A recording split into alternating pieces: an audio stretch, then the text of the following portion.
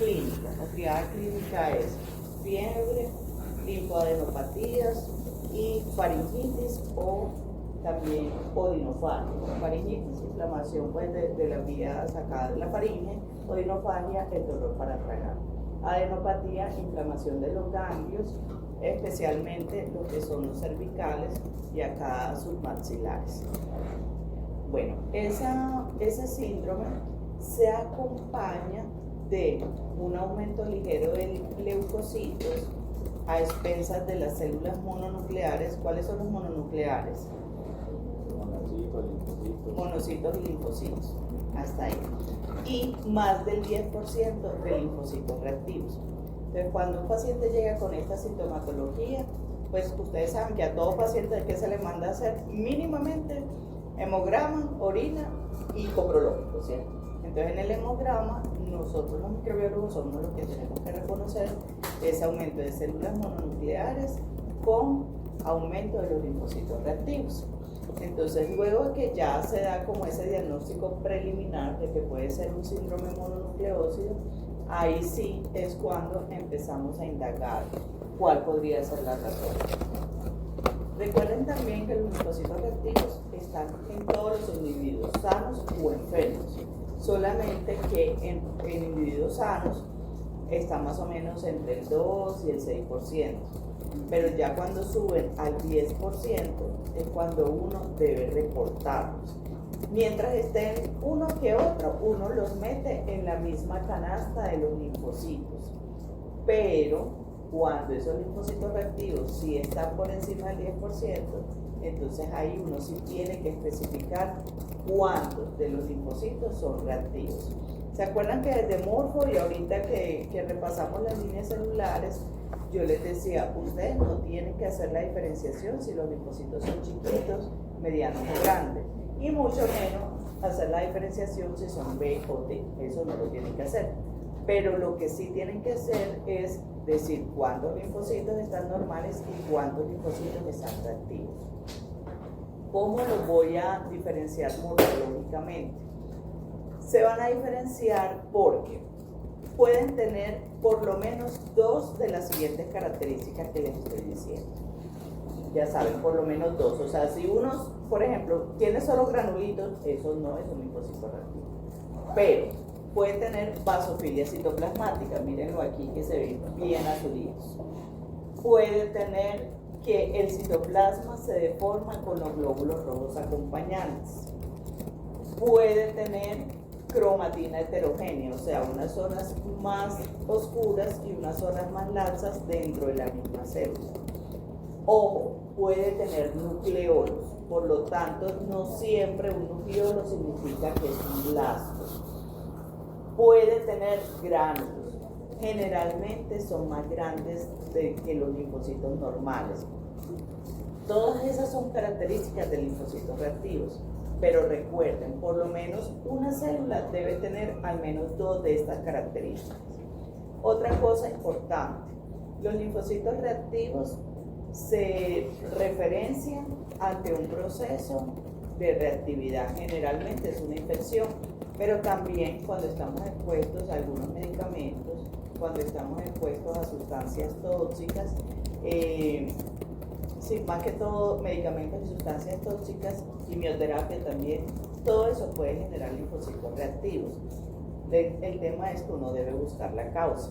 Entonces, reactividad significa que es ante un proceso externo, diferente a los linfocitos atípicos que se llamaban anteriormente, y ustedes van a encontrar mucha bibliografía que todavía hace referencia a los linfocitos atípicos, incluso en los equipos automatizados muchos hablan de linfocitos atípicos. Atípicos son aquellos linfocitos que están por fuera de la morfología normal, pero que son consecuencia de un proceso neoplásico, de un proceso leucémico, de un proceso clonal. Las tres cosas son la misma cosa. Clonalidad, neoplásico o leucémico es la misma cosa. ¿Cómo los diferencio, muchachos? Los linfocitos reactivos en un paciente son diferentes uno de cada uno. O sea, uno puede tener basofilia, otro sin basofilia. Uno puede tener nucleolo, otro no tiene nucleolo. Uno está grande, uno más pequeño. ¿Por qué? Porque acuérdense desde la inmunología que hay varias clonas de linfocitos T o B produciendo anticuerpos y defendiéndose contra el agente externo. O sea, son como varios ejércitos reaccionando contra ese agente externo. Entonces, cada ejército, cada grupo tiene, digamos, un uniforme diferente, como para que me lo logren entender. En cambio, que cuando hablamos de clonalidad, quiere decir que una célula madre hematopoyética o un progenitor como un linfoide adquirió una mutación. Esa mutación enloqueció esa célula y esa célula empezó a tener hijitos igual de locos que ella. Entonces, todos los hijitos en morfología son muy similares. Entonces, ustedes mismos los vieron en las placas de leucemia, sobre todo las linfoides, todos los blastos son como muy parecidos uno del otro, mientras que eso no pasa en los linfocitos reactivos. Claro eso, muchachos, eso es fundamental que ustedes lo entiendan, porque es tan grave decir que un paciente tiene un blasto a que no lo tiene. Porque si usted dice que tiene un blasto y es un linfocito reactivo, generalmente es un niño o un paciente que va a ser sometido a un aspirado de médula ósea sin necesidad. Y ya ustedes saben que eso es doloroso y es un proceso además estresante, porque usted le está diciendo al paciente tiene cáncer. Y es tan grave también no reconocer un blasto y reportarlo como linfocito reactivo, porque se está perdiendo tiempo de un diagnóstico importante, porque entre más rápido nosotros diagnostiquemos una leucemia, pues más rápido se trata y mejor es el pronóstico. Bueno, eso era lo que les decía, pues aparte de los agentes virales que vimos, también hay algunos medicamentos y algunos agentes tóxicos que pueden desarrollar estos linfocitos reactivos. Es importante también que ustedes aprendan a interpretar estos gráficos, porque estos gráficos son los que le van a decir, vean, aunque los valores de referencia están normales, porque muchas veces el recuento está normal, este gráfico es el que nos va a decir si el paciente hay que revisarle la placa. Entonces, si es un equipo de Sysmex, acuérdense que en el Sysmex están linfocitos, monocitos, granulocitos y eosinófilos. Entonces, ¿dónde se van a ubicar los linfocitos reactivos? Aquí, en la zona 9, o sea, arriba de los linfocitos. En el equipo de Advia, ¿dónde se van a ubicar? En las células LUC, que son las células grandes no teñidas. Igualmente, ahí están juntos los linfocitos y los blastos. Y en el equipo de Coulter, básicamente lo que ocurre es que la región de los linfocitos, que es esta azulita que está acá, va a estar más gordita de lo normal. Porque fíjense, ellos dicen, vean, es que en el cuadrante 5 son los linfocitos reactivos y en el 6 los blastos, pero eso es muy difícil discriminarlo así. Simplemente cuando usted vea que esta zona está más gordita de lo normal o que los linfocitos se unen con los monocitos, usted tiene que revisar placa. ¿Qué hay ahí? No sabemos, hay que buscar. Sí. ¿Qué tipo era? Ese último, el Coulter. Profe, el Coulter es monocitos y linfocitos. ¿En dónde? Monocitos que 5, 6, 7, ¿cierto? No, estos linfocitos. En el 5 están los reactivos y en el 6 los blastos. Pero es lo que yo te digo, si esta zona de linfocitos está más gordita o está unido a los monocitos, que es la verde, hay que revisar placa.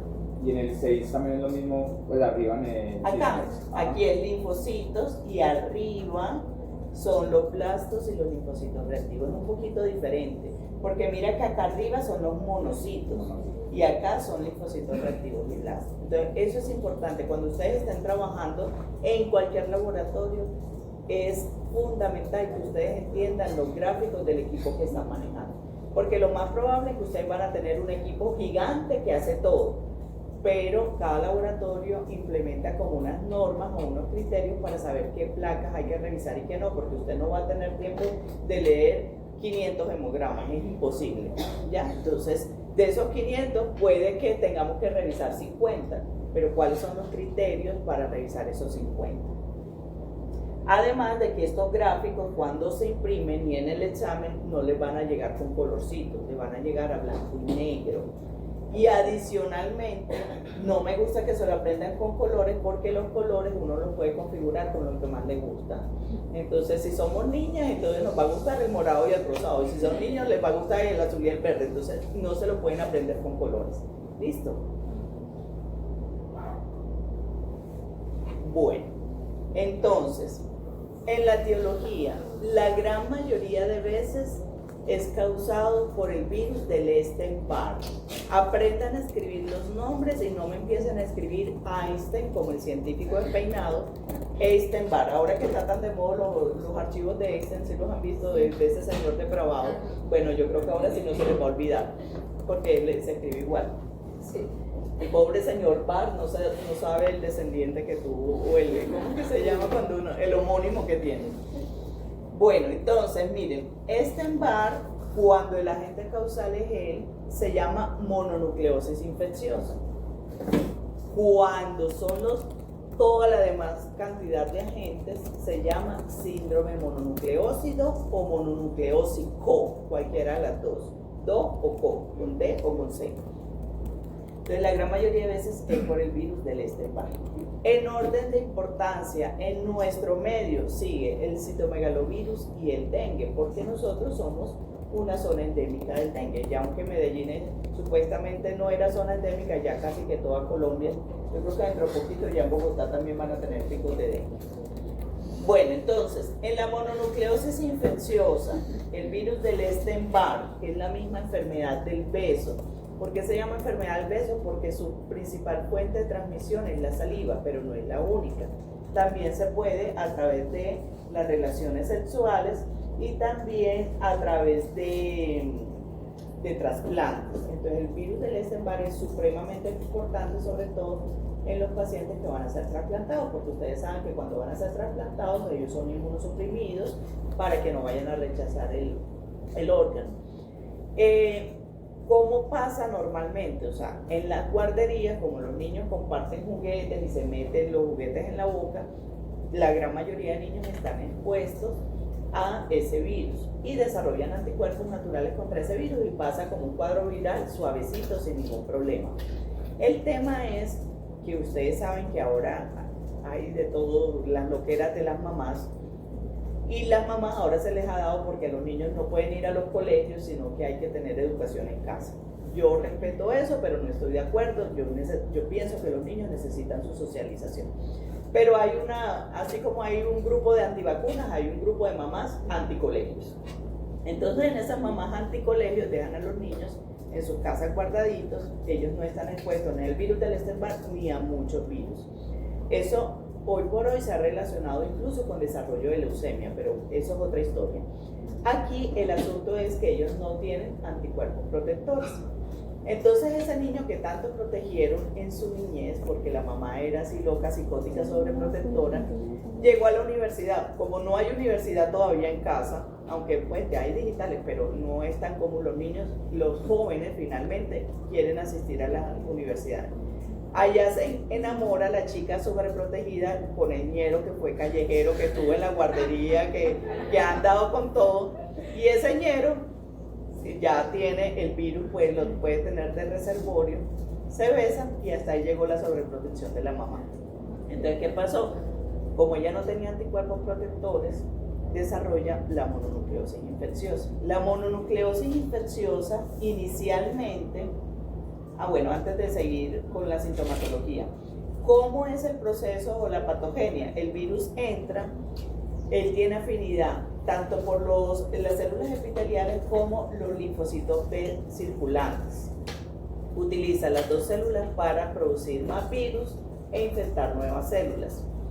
En ese proceso de infección de nuevas células y de infección de los linfocitos B son reconocidos por los linfocitos T, sobre todo los citotóxicos, y los linfocitos T empiezan a destruir las células infectadas. Eso es normalmente lo que sucede. Entonces, los linfocitos reactivos que nosotros vemos en sangre periférica realmente no son los infectados, son esos linfocitos T activados que están por ahí patrullando, reconociendo las células infectadas para destruirlas.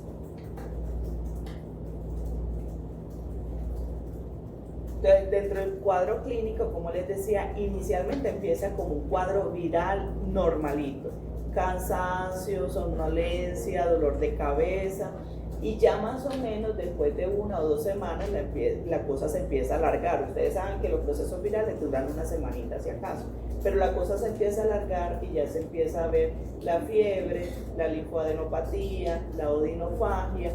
En algunos casos se puede presentar esplenomegalia, hepatomegalia e ictericia, ya hay casos como más severos.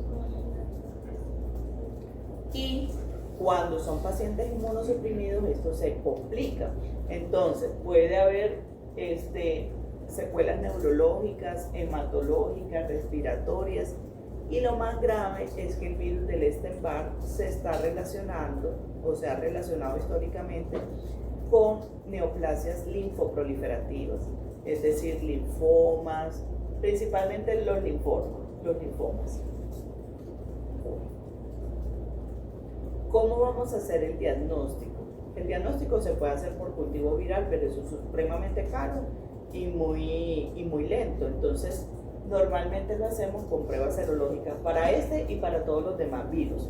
En las pruebas serológicas, nosotros vamos a tener unos anticuerpos heterófilos y unos anticuerpos específicos. Los anticuerpos heterófilos, que se llaman monotest, es una prueba como una prueba de embarazo o como las que hacíamos de COVID en su momento, que era ese casetico, que si eran 2 lineecitas era positivo, si era una sola línea era negativo. ¿Qué pasa? Esta prueba es altamente sensible, pero altamente específica, pero poco sensible. ¿Qué quiere decir? Que si nos da positivo, usted tiene mononucleosis infecciosa, sí o sí. Pero si nos da negativo y usted tiene un cuadro clínico, no lo descarta del todo. Entonces, hay que hacer anticuerpos específicos. ¿Eso por qué se hace así como escalonado? Porque es que la prueba del monotest es súper barata. Entonces, en zonas alejadas tienen el monotest. En zonas ya más avanzadas sí tenemos los específicos. En los específicos, muchachos, es fundamental también, eso lo tienen en el artículo que está colgado en Moodle, que se lo recomiendo, se lo lean para que lo entiendan mejor. Los anticuerpos específicos pueden ser contra antígenos tempranos, antiantígenos nucleares y antígenos de la cápside. De los de la cápside pueden ser IgG o IgM.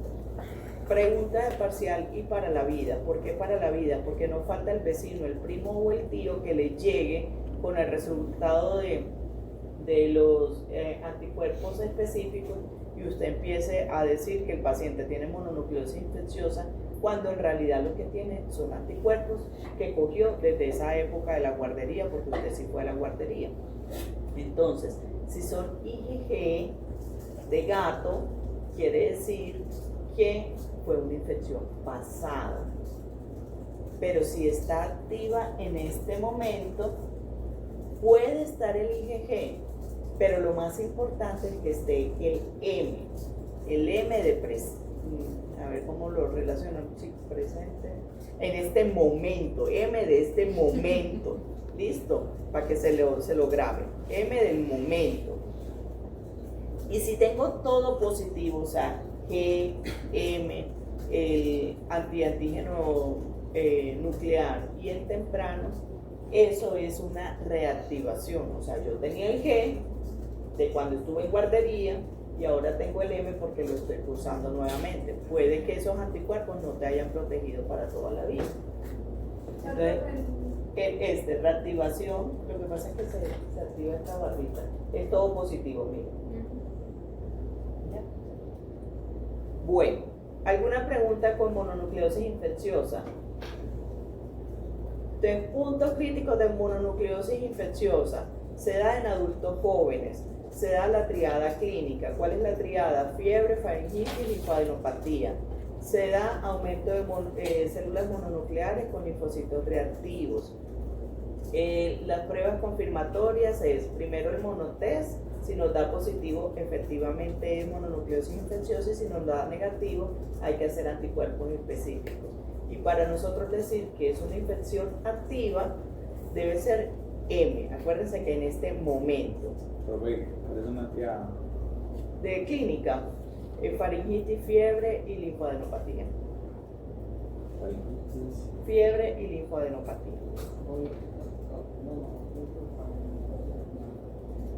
Ahora, el citomegalovirus, que es el segundo en frecuencia, hace parte de la misma familia de los virus. Yo sé que algunos de ustedes no han visto virología, pero yo creo que en microbiología sí saben por lo menos que hay familias de virus.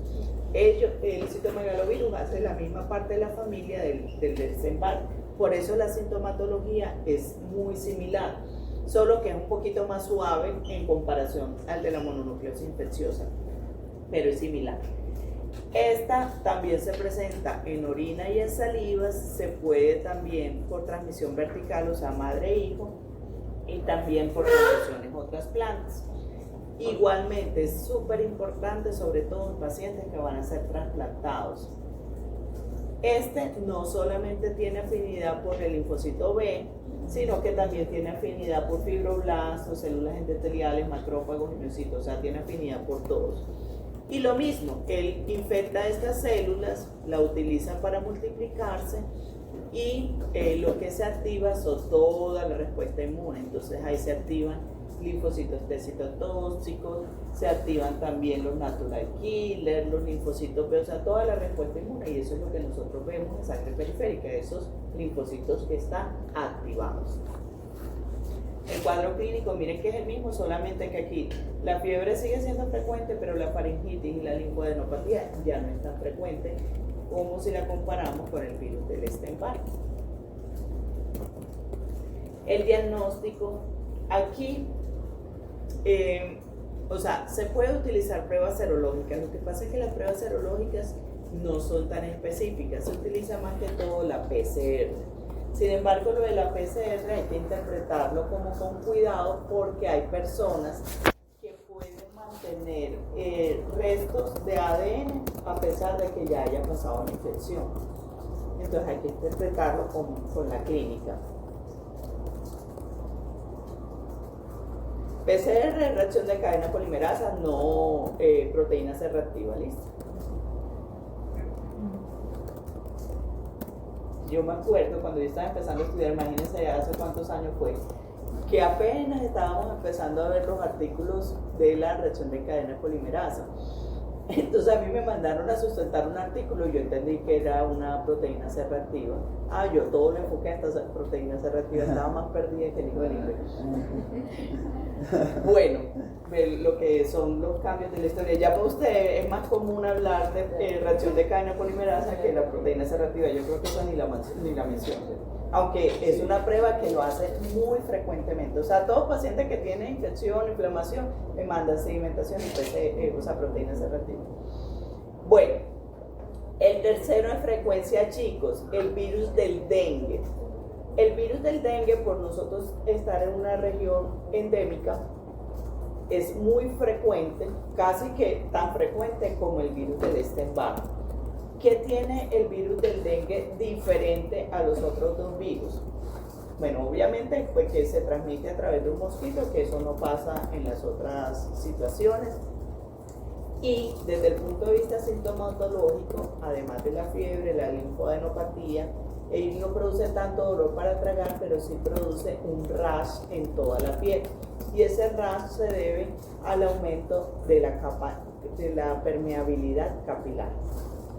Entonces, y además que las fiebres son supremamente altas y el dolor de las articulaciones. ¿Alguien le ha dado dengue aquí? Sí, y pueden dar fe de eso.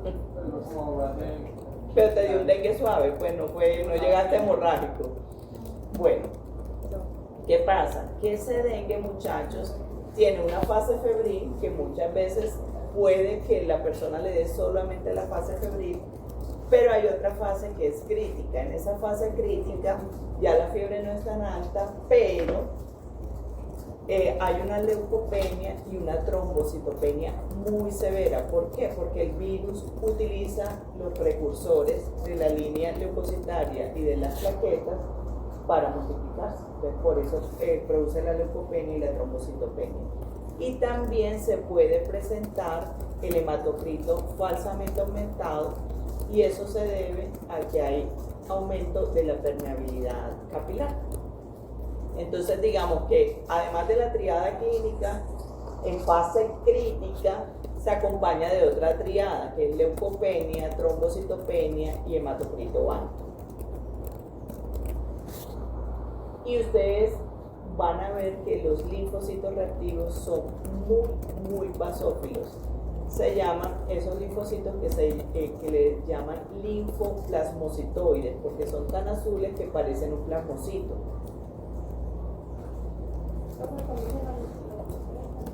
Leucopenia, trombocitopenia y hematocrito banco. Ojo que eso solamente aparece en la fase crítica, no todos los pacientes lo tienen, pero puede estar.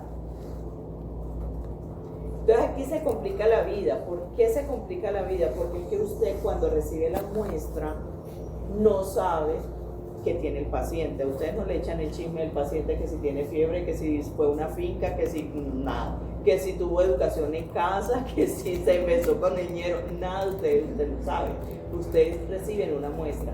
Entonces fíjense aquí que este paciente tiene, el del dengue, muchos linfocitos reactivos que parecen plasmocitos y tiene trombocitopenia. Yo les decía el viernes cuando les di la introducción de leucemias, los pacientes con leucemia también presentan mucha trombocitopenia y presentan pues los blastos. Entonces aquí sí que radica, o es muy importante que ustedes identifiquen un linfocito reactivo versus un blasto, porque en los dos se presenta trombocitopenia y usted ¿qué sabe qué tiene si no se sabe el chisme del paciente? Usted no va a estar llamando al paciente, vea usted qué tiene, desde hace cuánto usted fue a finca, no, nada, es todo lo morfológico. Bueno, y ya todos los demás sí los voy a pasar de rapidez porque estos virus también pueden presentar la triada y también presentan linfocitos reactivos, pero no son tan altos como en los 3 primeros casos. Entonces, ¿cuáles están? El virus de la inmunodeficiencia humana, que se sospecha o el médico lo sospecha, sobre todo cuando es un adulto que tiene prácticas sexuales no seguras o consumo de drogas intravenosas. El virus del herpes tipo 6, que se presenta más que todo en niños también en edad escolar y con un rash en la espalda principalmente, eso le llaman roceola o esta enfermedad. Entonces si es un niño pequeño, pues el médico se va a inclinar al virus del herpes tipo 6. Estos dos, ¿cómo se hace el diagnóstico? También por pruebas serológicas específicas para esos virus. El otro que no es virus es el Toxoplasma gondii, que es un parásito que tiene especial importancia en mujeres embarazadas porque ellos causan alteraciones congénitas. Entonces, a toda embarazada le hacen la prueba del TORCH y entre el TORCH, ¿alguno tiene hijos aquí? No, todos están muy jóvenes. Entre esos está el Toxoplasma gondii. Si alguno quiere tener algún día hijos, porque ya ustedes no quieren tener, les van a hacer esa prueba. Otros que son muy frecuentes en nuestro medio, pero que esos linfocitos reactivos, como todo se autorresuelve, como que no se le para mucha bola. El virus de la influenza, el adenovirus, que es como una gripa más complicada, la hepatitis A, que esa se caracteriza no solamente por esa triada, sino que hay aumento de las pruebas hepáticas. ¿Ya vieron transaminasas y bilirrubinas en química? No, bueno, eso lo van a ver. Esas son pruebas que se utilizan para mirar si el hígado está funcionando bien. Es como la hepatitis, este virus tiene afinidad por las células del hígado, entonces se van a alterar las pruebas hepáticas. La rubiola ya casi que ni existe porque gracias a las vacunas, a pesar de las mamás antivacunas, existen. Y el Streptococcus pyogenes y Corynebacterium, los dos son infecciones bacterianas, una por cocos y otra por bacilos, que se caracterizan por tener ese dolor de la garganta, se acompaña con una secreción blanquecina que cubre las amígdalas y toda la parte de la faringe. Entonces, aquí si no se hacen pruebas serológicas, sino que se hacen o cultivos o pruebas moleculares para identificar. Entonces, si el paciente tiene como esa secreción blanquecina, el médico se inclina más a que sea uno bacteriano.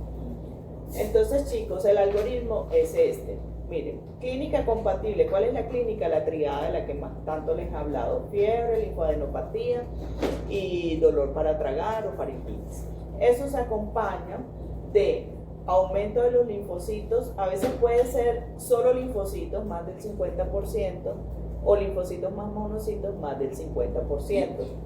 Miren que aquí es la única situación donde tenemos en cuenta el porcentaje, o sea, el valor relativo, lo que ustedes hacen en porcentaje. Por eso hoy van a hacer el diferencial, lo que les enseñé hace como, no sé, como 2 semanas, que es mirar cuántos linfocitos tiene el paciente, cuántos monocitos, cuántos neutrófilos, y como ya vieron la línea eritroide, también tienen que hacer el reporte de lo que ven en la eritroide. Y tienen que decir cuántos linfocitos reactivos tiene el paciente. Cuando el paciente tiene eso, el médico que va a mandar primero anticuerpos heterófilos. Si esos anticuerpos heterófilos están positivos, es mononucleosis infecciosa y cerrado el caso. Pero si dan negativos y la clínica es compatible, hay que hacer los anticuerpos específicos. Los anticuerpos específicos, acuérdense que debe ser IgM. Si no son IgM, hay que seguir buscando la causa. ¿Cómo seguimos buscando? Como se parece la clínica, empiezan por citomegalovirus, pero también se hace por descarte. Vuelvo y les digo, si es un paciente con prácticas sexuales no seguras, se va más que todo por HIV. Si es un niño pequeño, se va por herpes tipo 6, dependiendo de como del contexto. Por otro lado, si se piensa más en una amigdalitis bacteriana, por lo que les decía, por las secreciones que hay alrededor de la garganta y de las amígdalas, entonces se va más con un cultivo bacteriano antes de ponerse a gastarse plata por este lado. O sea, todo es por descarte. ¿Listo? Bueno, chicos, entonces hoy solamente tienen 2 casitos. Pónganse la meta que van a revisar una placa media hora. No es porque lo quiera echar, sino porque necesito que ustedes vayan estandarizando sus tiempos. Porque si ustedes se quedan 1 hora en una placa, entonces el turno les va a alcanzar para leer 8 placas, máximo 10, porque los turnos casi son de 10. Entonces imagínense ustedes, ahí lo coge y ustedes no montaron ni química, ni popó, ni orina, o sea, lo cogió el amanecer. Traten de ponerse media hora por placa. Después ustedes se van a dar cuenta que van a ir pudiendo disminuir el tiempo. Entonces van a hacer evaluación de, o sea, el diferencial. Acuérdense que es el conteo de 100 células, para eso tienen la aplicación del celular, o si no piden contadores, y evalúen también la morfología de rojos. Tenemos 2 casitos muy interesantes, bueno, después los vamos a discutir. Hoy no voy a recoger, pero necesito que lo hagan con la mayor conciencia posible. ¿Listo? Bueno, vamos a socializar. Sí, vamos a socializar.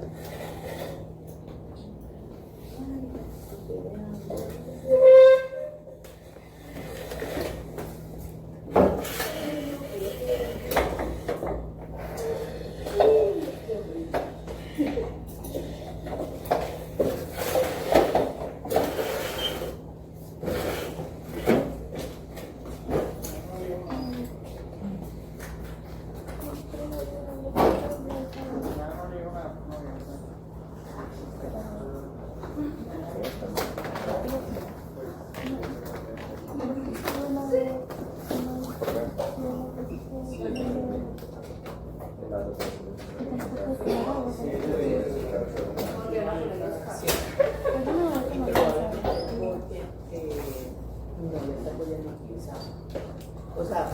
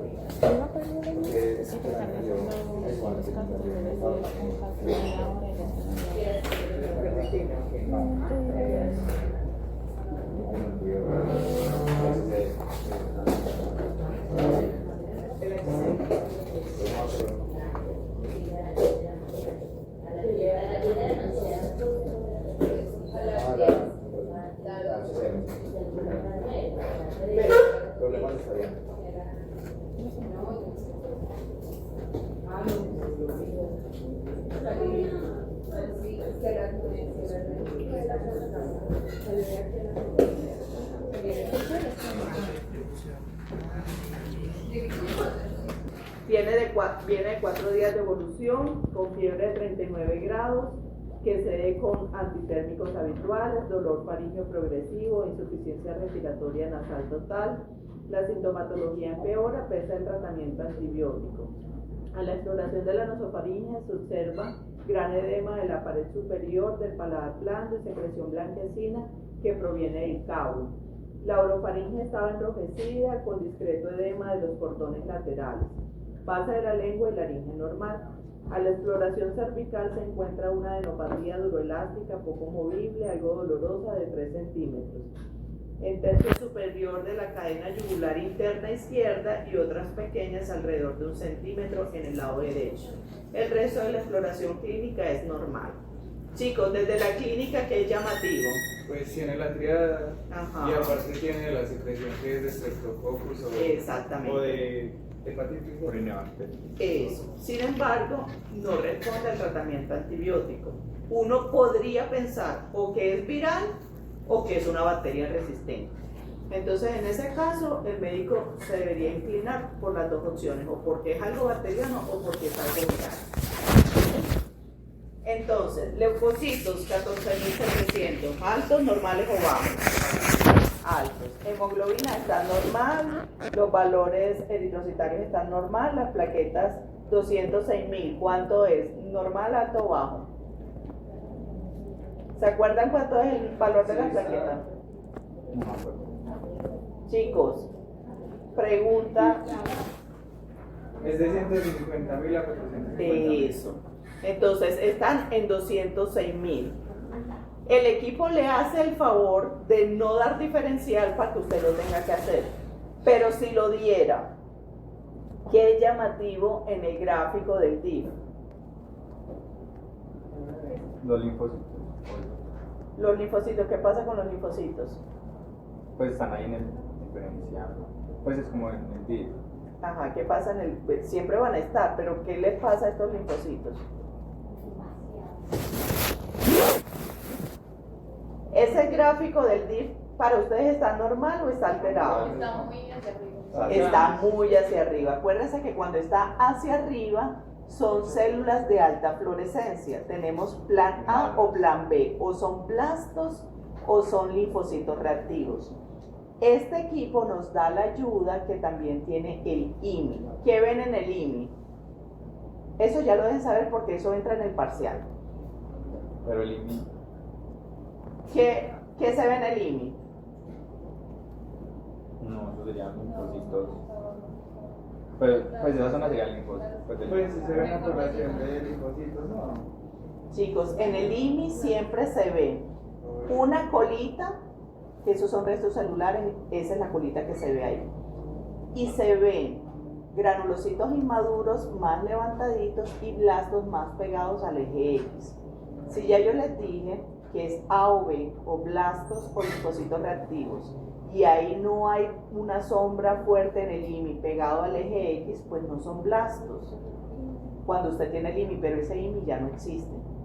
Entonces, igual tiene que revisar la placa.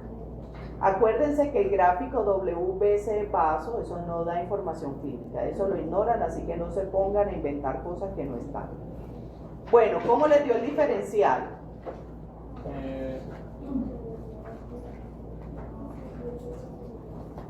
Y de ahora en adelante siempre va a haber caso impreso. ¿Oyeron? Para que lo reclamen. ¿Cómo les dio el diferencial? Hay 53 linfocitos, 26 polimorfo neutrófilo, 4 linfocitos reactivos, 7 monocitos, y a mí me dieron muchas bandas, me dieron 9. Medio diferente. Esperen, vamos como por orden para que no nos enredemos. ¿Cuántos neutrófilos vieron? 17. 26. 27. Bueno, tiene 23 o 24, ahí por ahí dijeron 25, está bien. Bueno, ¿cuántos monocitos vieron? 7. Este chico está bien, tiene entre 11 o 13. Yo les digo entre porque estos diferenciales los hicimos 2 profes, entonces por el orden. Él vio 14. Bueno, linfocitos maduros, normales. 37. Muy bien. Yo 56. Dimos 40, 37. Y linfocitos reactivos. 35. 31, 15, 45. 35. Bueno, creo que están contando los linfocitos reactivos, fueron 21. Tiene 3 o 4 bandas, un basófilo y ya. Los glóbulos rojos de esta placa estaban normales. ¿Cuántas Sí. bandas tenía? 3 o 4. En los leucocitos hay otras cosas que ustedes todavía no saben, pero que van a aprender. Tiene granulaciones tóxicas, 2 cruces, que es cuando el neutrófilo se ve con los gránulos muy fuertes, muy oscuros, y tiene hiposegmentación. Eso ustedes todavía no lo saben. Las plaquetas están normales. Bueno, ¿cuál es el diagnóstico probable?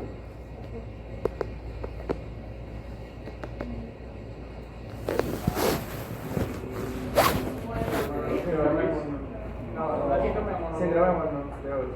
Porque están en el laboratorio de eso. No. Pero ¿por qué Sí, pero. piensan que es un síndrome Porque mononucleosis? tiene más de 10% de linfocitos. Y además, ¿qué más tiene? Y la triada también. Y tiene la triada, y además, muy importante, los mononucleares superan el 50%, a pesar de que es un hombre adulto.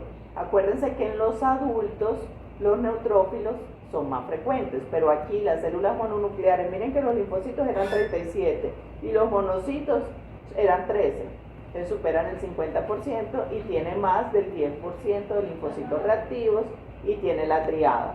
Entonces, cuando yo le diga diagnóstico probable, listo, síndrome mononucleósido. ¿Por qué? Por lo que acabamos de decir.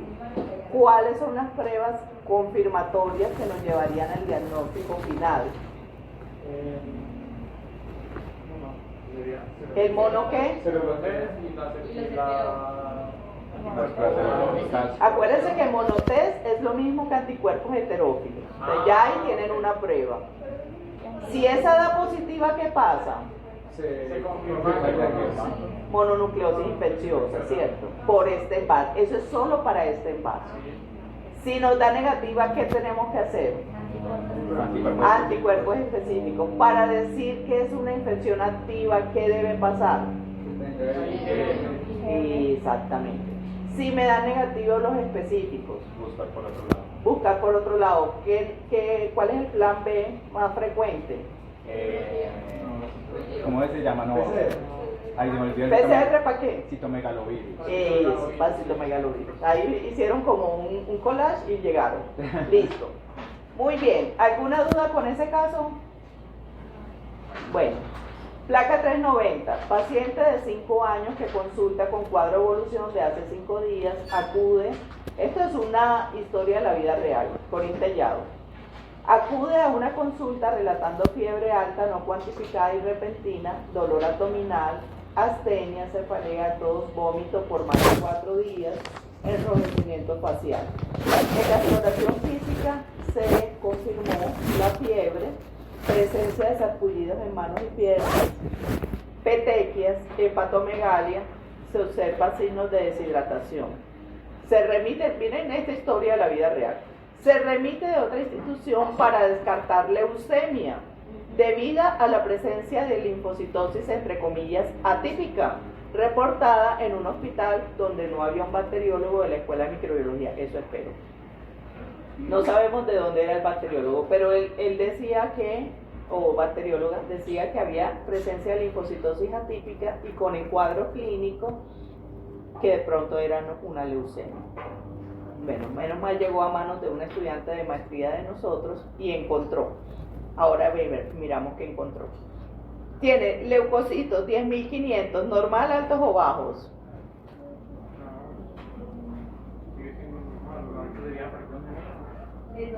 Está normal porque es hasta 11.500. Hemoglobina 7. ¿Tiene anemia o no? Sí. Claro. Está microcítica, hipocrómica. Plaquetas 73.000, normal, altas o bajas. Bajas. Es cierto que como tiene trombocitopenia y tiene anemia, uno podría pensar que el paciente tiene una leucemia. Y es cierto que los linfocitos estaban raros, pero ¿estaban atípicos o estaban reactivos? Reactivo. Pero no es. No, el bacteriólogo respondió que era atípico, pero para ustedes.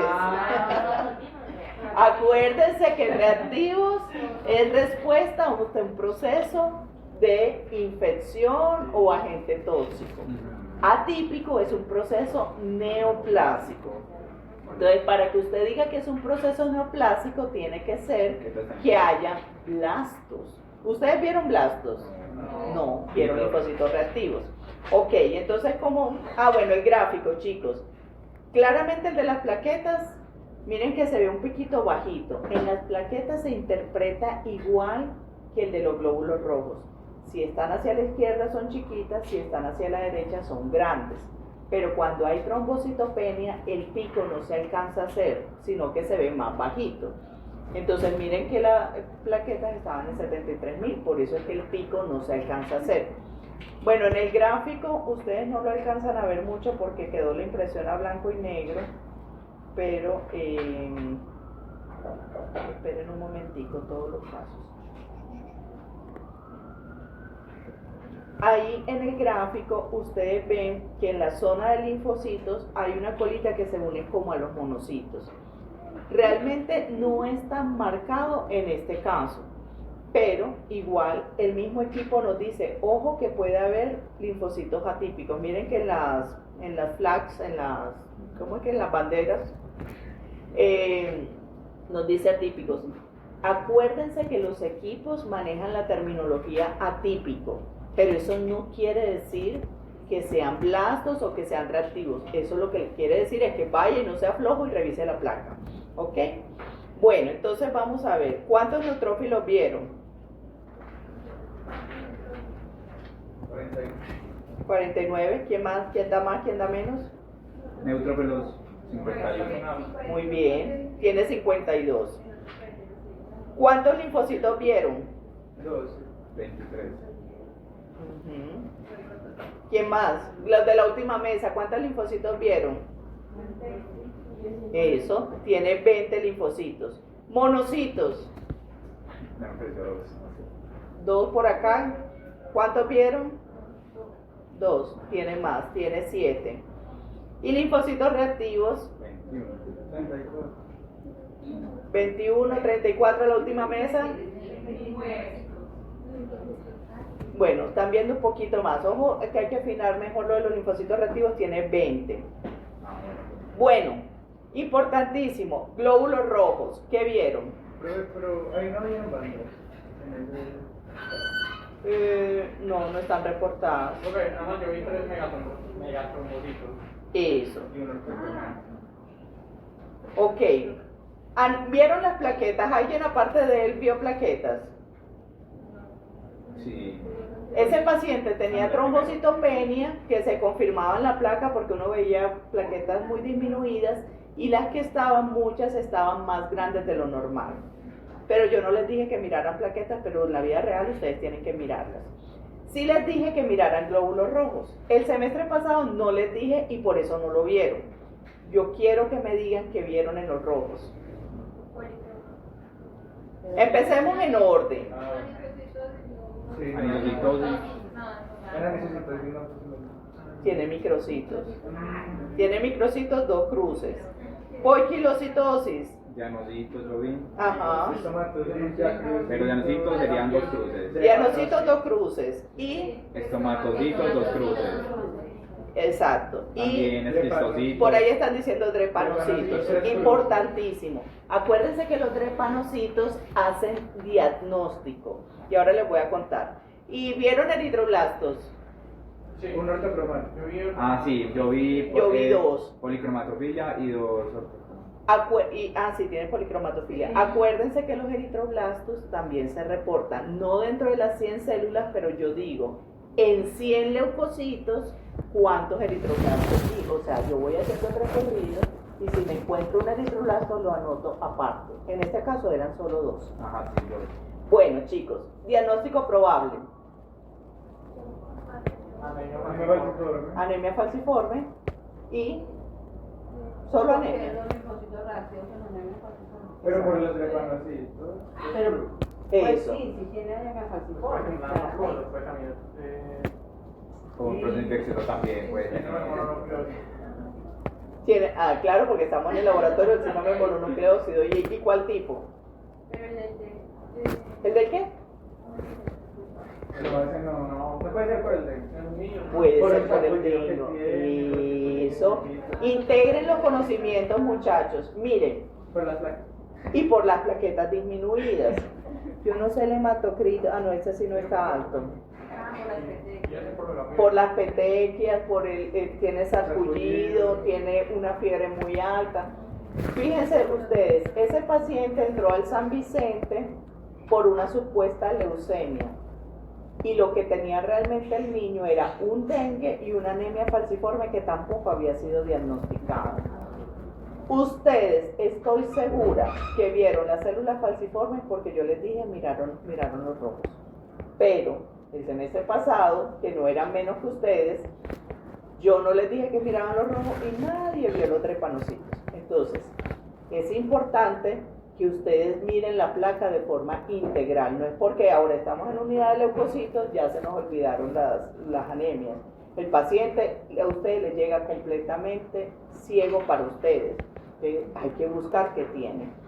Así llegó este paciente, no se sabía qué tenía, iba por una leucemia y terminó con 2 diagnósticos completamente diferentes. ¿Qué pruebas se hacen? Electroforesis de hemoglobina. Sí, Para- bueno, uno empieza por más barato, por una ciclemia, pues, pero No. digamos que estamos pudientes. Bueno, Sí. sí. Y también lo de la serología. ¿Para qué? Para ver los anticuerpos heterófilos. Para que los heterófilos. Si ya tú estás orientado hacia un dengue, usted no malgasta la plata haciendo pruebas que no necesita. Es como si le mandáramos un inmunofenotipo por si acaso de pronto si era una leucemia. No. Ustedes, si ya están orientados hacia un dengue, lo primero que piden son las pruebas serológicas para dengue. ¿Ok? Ya si no le dio el dengue y sigue con la duda, entonces empieza a buscar otros agentes causales, aunque realmente que de trombocitopenia el más importante es el dengue. ¿Ok? ¿Listo? Nos vemos el martes en el parcial. Por favor, muchachos, estudien. No solamente anemia, sino la interpretación del hemograma, porque hay preguntas de eso. ¿A qué hora es? Normalmente la profe nos cita o a las 7:30 o a las 8. Ella les va a mandar el correo. Chao, chao.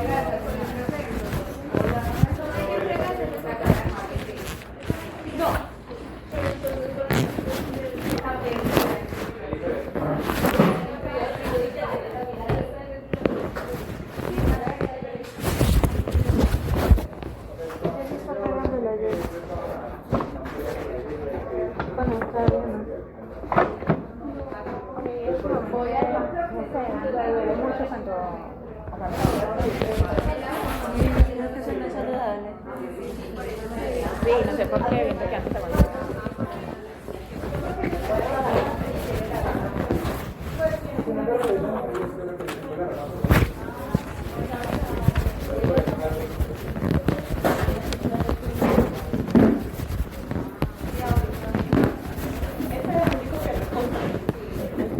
Ahorita más.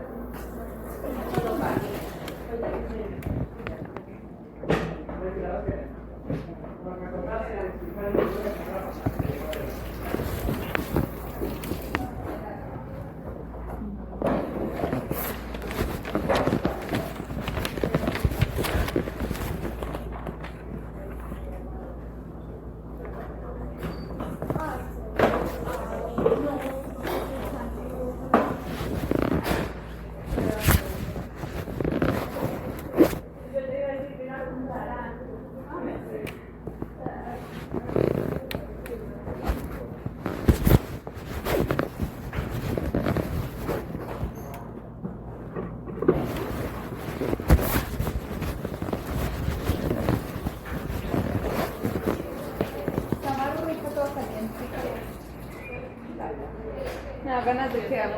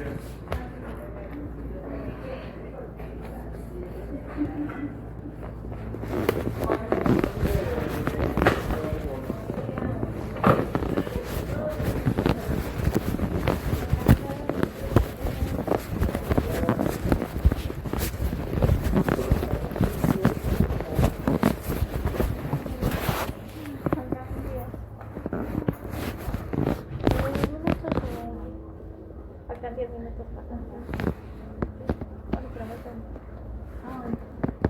Y 3 horas para ustedes. Yo tomé pues yo tomando dije no voy a hacer no, pero este café me está pensando, ya le echo la que haga y se me olvida. Es que no, como trae la tentación ahí.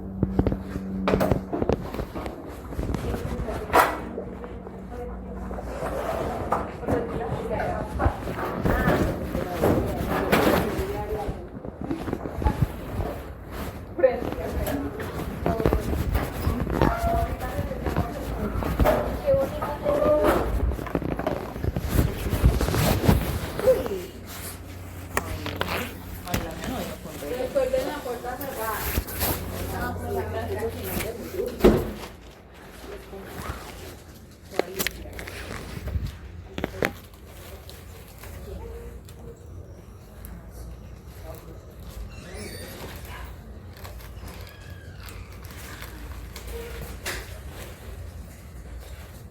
¿Quién va a ir a seguir? ¿Quién va a ir a empezar?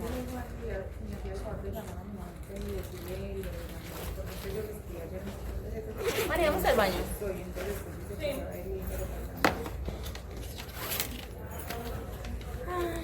Hoy voy a grabar un TikTok de las experiencias. TikTok. No, la profesora ya nos preguntó más o menos cuando estábamos ¿No regañó? Ay, yo me grabé.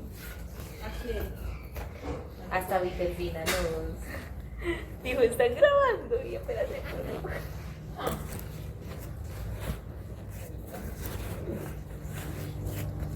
Tiene más un vidillito.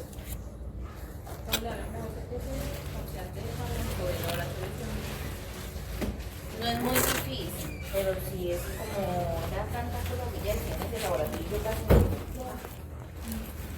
Yo me acuerdo un punto que yo no fui capaz de resolver la preparación de la muerte. Son 5 pasos.